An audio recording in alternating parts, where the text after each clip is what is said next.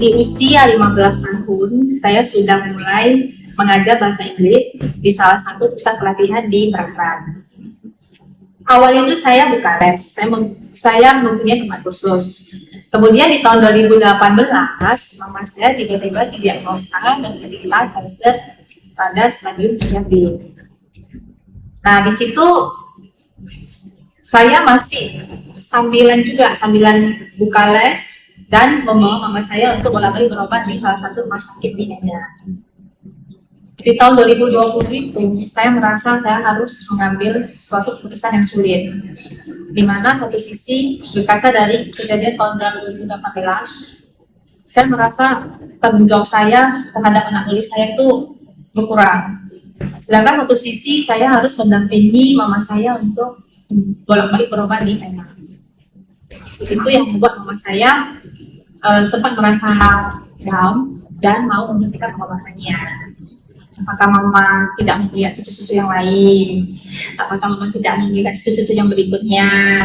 Dan saya juga berpesan kepada adik saya untuk bagaimanapun kita tidak boleh ada yang menampakkan kesedihan di depan mama. Secara emosional, kita pasti tidak akan bisa menghadapi ketika salah satu dari fase tersebut terjadi.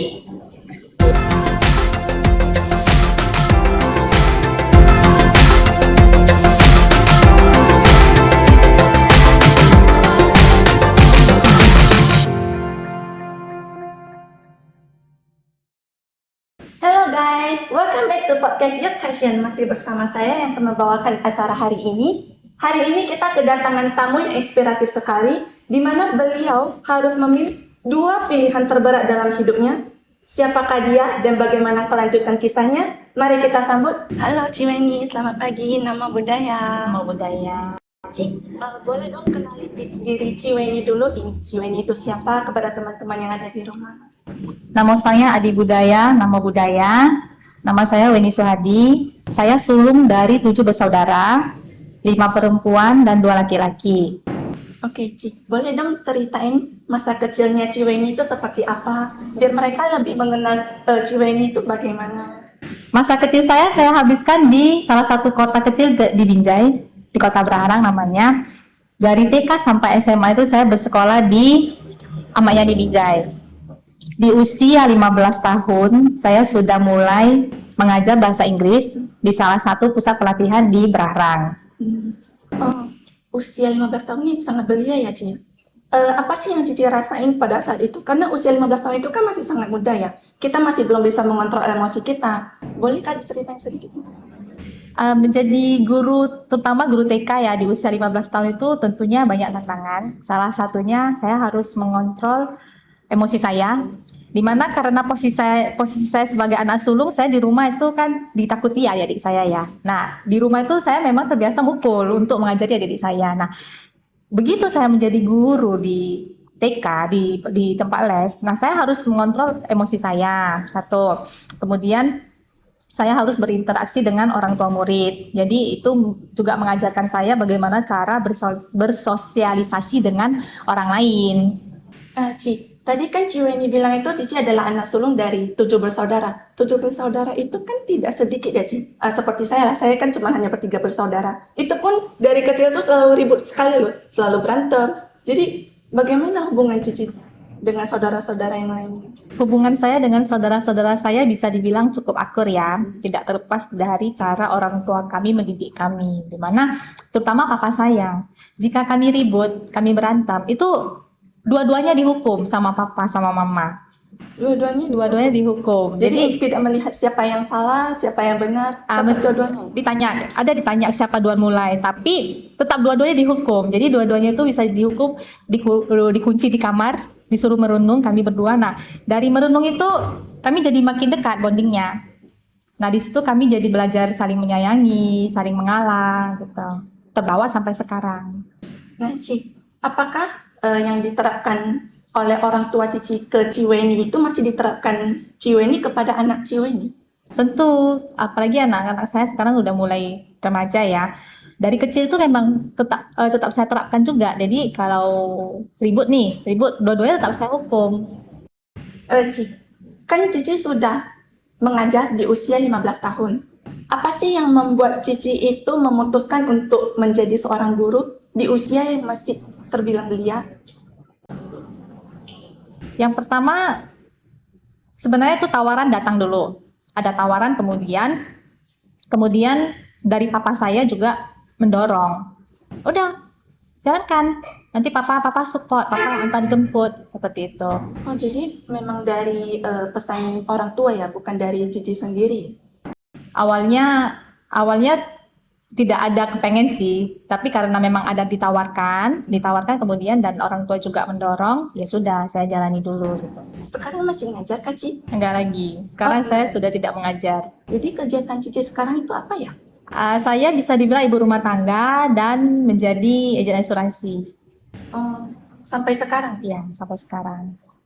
Oke, dulu Cici itu sebagai seorang pengajar guru, lalu sekarang jadi agen asuransi. Itu gimana caranya? Karena bertolak belakang banget loh dari seorang guru menjadi agen. Sebenarnya perjalanan saya menjadi terjun di dunia asuransi itu awalnya ngikut-ngikut, bisa dibilang dijebak sih ya. Tidak ada pandangan sama sekali untuk terjun di bisnis asuransi. Sebenarnya begitu setelah saya memiliki keluarga, saya sempat membuka tempat kursus atau tempat les.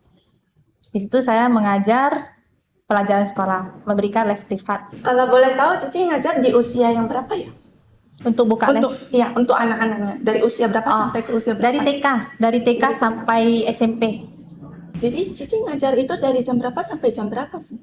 Dari jam 8.30 pagi sampai jam 6 sore, bisa sampai jam 8 malam jika anak-anak sedang mengadakan ujian, sekolah sedang mengadakan ujian. Ci, dari jam 8 pagi sampai jam 8 malam Cici ngajar. Itu cara bagi waktunya gimana? Karena kan nggak mungkin kan Cici satu hari itu cuma mengurusi lesnya aja kan? Gimana cara bagi waktunya? Kalau untuk hari biasa di luar ujian, saya mengajarnya Senin sampai Jumat saja. Nah, di Sabtu Minggu itu saya belajar asuransi, mengurus anak, bawa anak main-main. Kalau cara saya membagi waktu saya mengajar itu, pada saat itu kan saya memang tidak memiliki asisten ya, karena saya lebih comfort untuk mengajar sendiri. Karena tanggung jawab untuk mengajar ini kan besar. Jadi saya bagi-bagi sesi berdasarkan profil anak-anak murid dan berdasarkan jam sekolah mereka.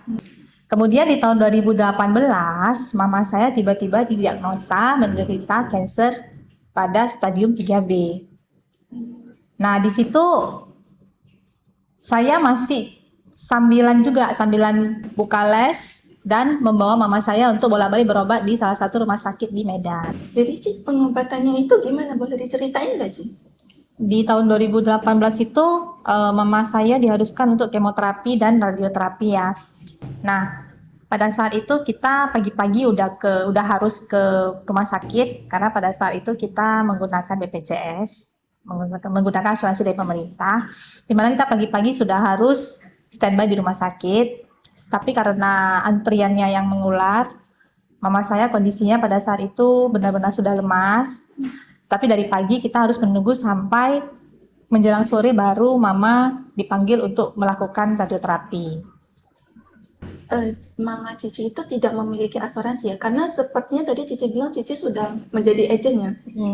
Nah, mama saya dulu sudah pernah memiliki asuransi, tapi ada bad experience ya sama asuransi, jadi yang menyebabkan mama saya itu tidak percaya. Bahkan pada saat saya memutuskan untuk menjadi agen asuransi itu, mama saya menentang habis-habisan. Sampai saya kalau keluar itu, mama saya selalu ngomel, selalu gak setuju.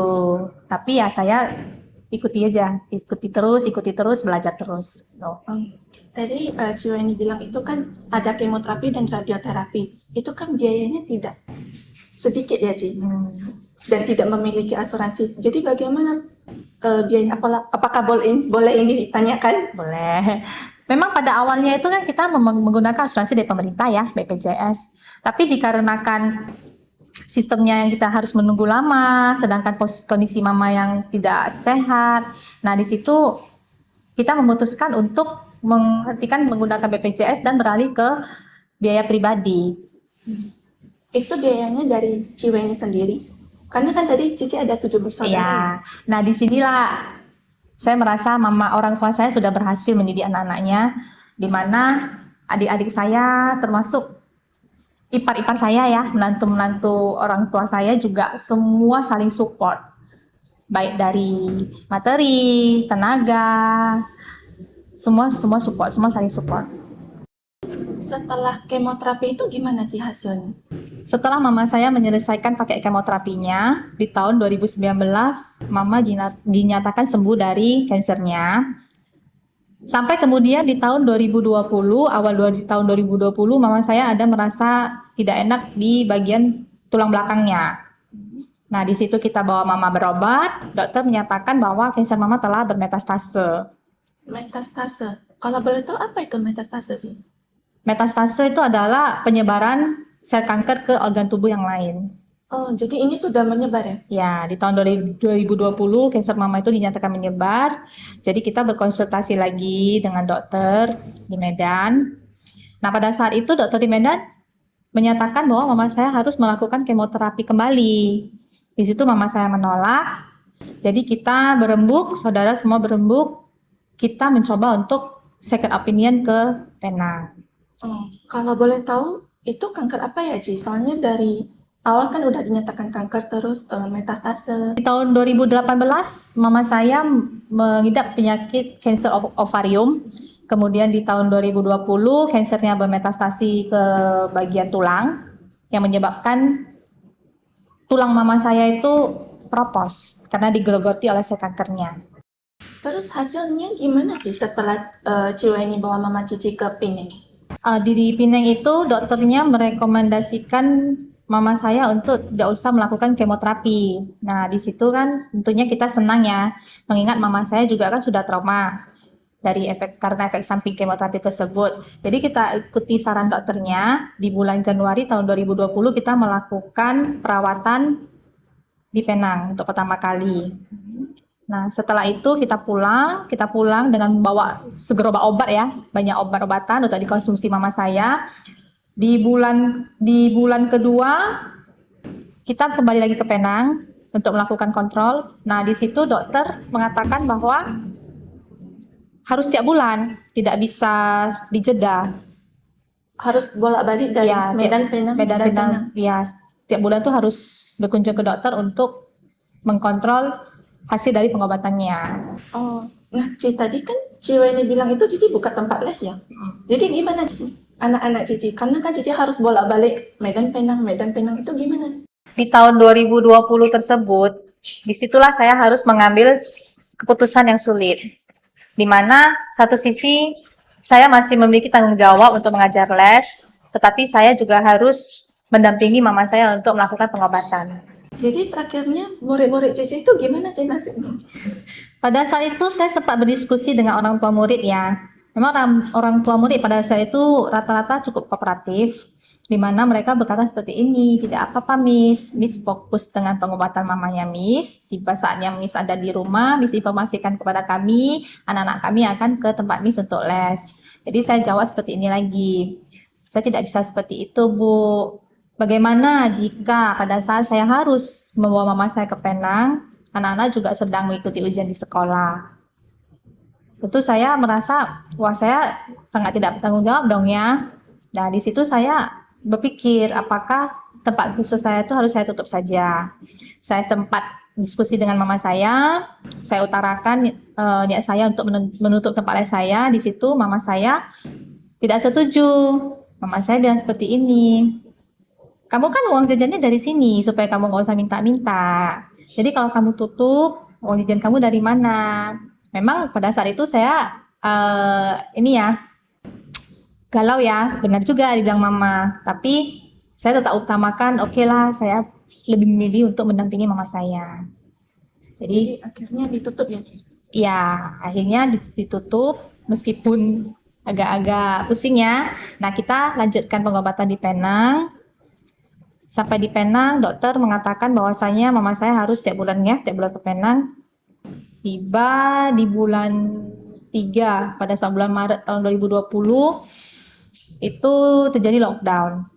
Lockdown COVID ya? Ya, lockdown COVID. Nah, kita pada saat masih gembar-gembor mau penerbangan semua mau ditutup, kita itu posisi kita masih di Penang. Masih di Penang. Saya minta adik saya yang pada saat itu masih kuliah di Jakarta untuk terbang ke Penang supaya bisa sama-sama pulang ke Medan. Kemudian satu hari kita tiba di Medan, besoknya langsung lockdown total, di mana sekolah-sekolah juga tutup, dan kebetulan semua tempat les juga tutup gitu. Kebetulan sekali Kebetulan ya. sekali. Jiwa ini juga tutup tempat lesnya. Ya. Jadi kelanjutannya bagaimana Ci setelah pulang dari Penang dan lanjut pengobatannya di Medan ya Ci? Lanjut pengobatan di Medan. Awalnya belum, kita masih keep in touch sama dokter yang di Penang, di mana dokter ada membuka resep dan mengirimkan obat-obatan dari Penang. Kita minta orang untuk kirimkan ke Medan.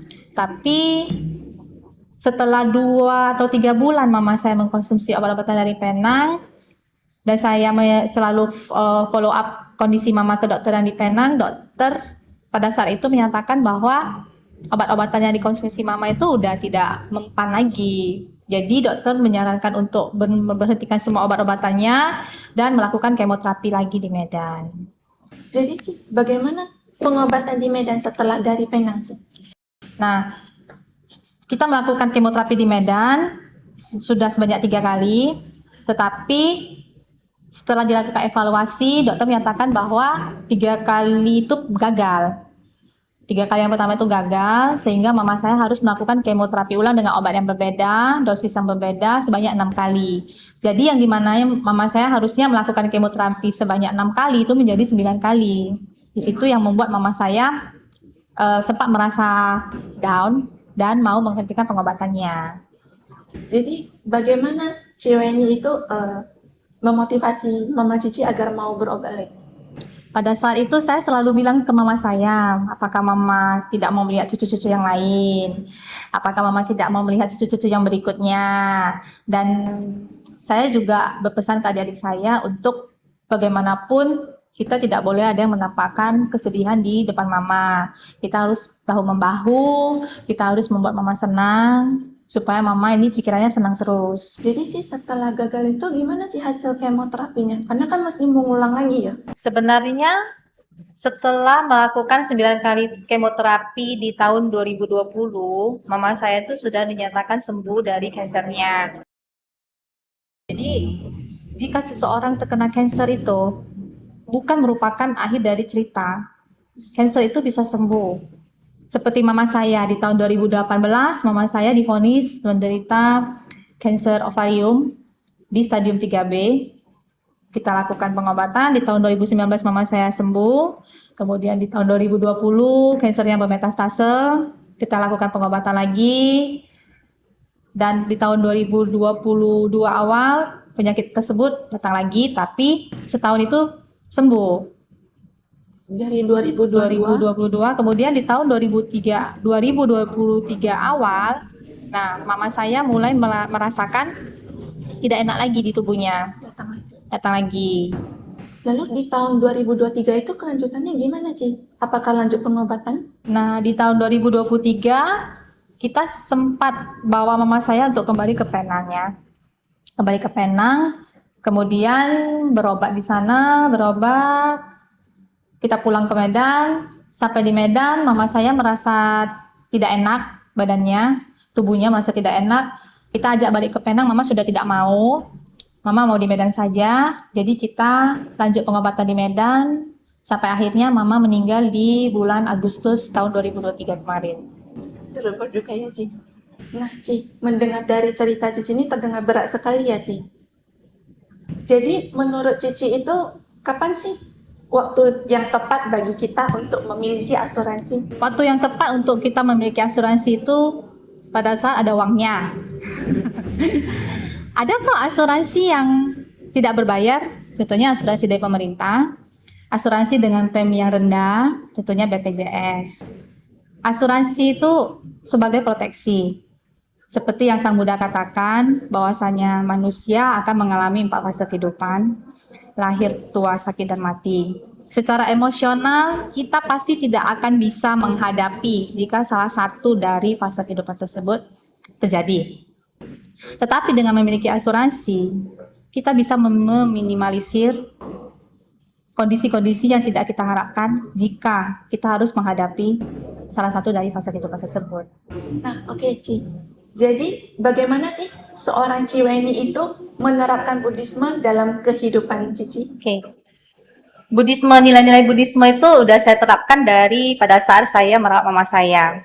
Nah, saya mengambil petikan dari Manggala Sutta, di mana di situ tertera membantu ayah ibu, menyokong sanak saudara. Kutipan membantu ayah ibu itulah yang saya terapkan, di mana saya benar-benar mengimplementasikannya dengan cara berbakti ke orang tua saya, ke mama saya, dengan membawa mama saya berobat kemana-mana. Kalau untuk di pekerjaan saya sendiri, nilai-nilai Buddhisme adalah saya menerapkan berdana. Karena berdana juga merupakan bekal utama. Berdana tidak harus melalui materi kok, berdana tenaga juga bisa. Itulah yang saya terapkan dalam pekerjaan saya. Oke, Ci. Terima kasih sudah jauh-jauh datang ke sini. Terima kasih. Sama-sama. Oke, baik. Sebelum kita tutup acara hari ini, akan saya simpulkan 3 kesimpulan. Seperti biasanya, yang pertama, berbaktilah kepada orang tua selama mereka masih hidup, bukan setelah mereka meninggal. Dan yang kedua, kita tidak perlu menyesali apa yang selalu terjadi kepada kita. Kita hanya harus selalu siap menghadapinya. Dan yang ketiga, setiap manusia pasti mengalami fase kehidupan, seperti yang diajarkan oleh Sang Buddha. Saat kita mengalami salah satu fase tersebut, asuransi dapat berperan sebagai proteksi jika salah satu fase tersebut menimbulkan kerugian, terutama secara finansial. Oke guys, sekian podcast kita hari ini. Nantikan podcast-podcast Weekcation lainnya dengan narasumber inspiratif lainnya. Jangan lupa like, subscribe, komen, dan share video ini ya guys. Akhir kata, kita ucapkan Namo Sang Hyang Adi Budaya, Namo Buddhaya. Namo Buddhaya. Nama budaya Vanessa.